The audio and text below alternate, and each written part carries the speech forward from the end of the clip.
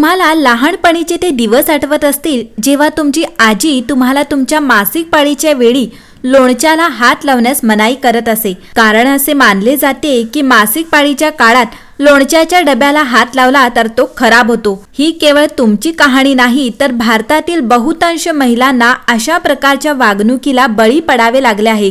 पारंपरिकपणे असे मानले जाते की मासिक पाळीच्या वेळी साठवणुकीच्या अन्नाला स्पर्श केल्याने अन्न अशुद्ध होते। ही परंपरा शतकानुशतके जुनी असेल पण आजही अशी अनेक ठिकाणे आहेत जिथे लोणच्याला किंवा मसालेदार चटणीच्या डब्याला हात लावल्याने ती अशुद्ध होते असे मानले जाते। पण या परंपरेमागील वास्तव कधी जाणून घेण्याचा प्रयत्न केला आहे का? मंडळी, मासिक पाळीच्या वेळी शरीरातून अशुद्ध रक्त वाहते, ज्या दरम्यान संक्रमण आणि रोग टाळण्यासाठी चांगली स्वच्छता आवश्यक आहे। पूर्वी त्या दिवसात स्त्रिया स्वच्छतेचे व्यवस्थापन करण्यासाठी कापड वापरत असत, परंतु कालांतराने निरोगी स्वच्छता राखण्यासाठी आणि संसर्गाची शक्यता कमी करण्याचे अनेक मार्ग आहेत।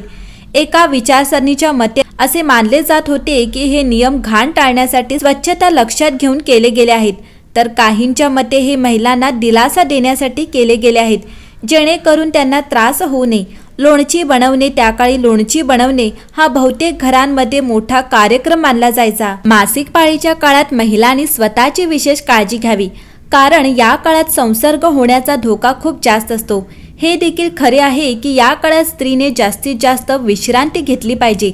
लोणचे सडते असे म्हटले तरी त्यामागचे कोणतेही शास्त्रीय कारण आज तागायत सापडलेले नाही, त्यामुळे हे नियम सोडून पुढे जाणे गरजेचे आहे।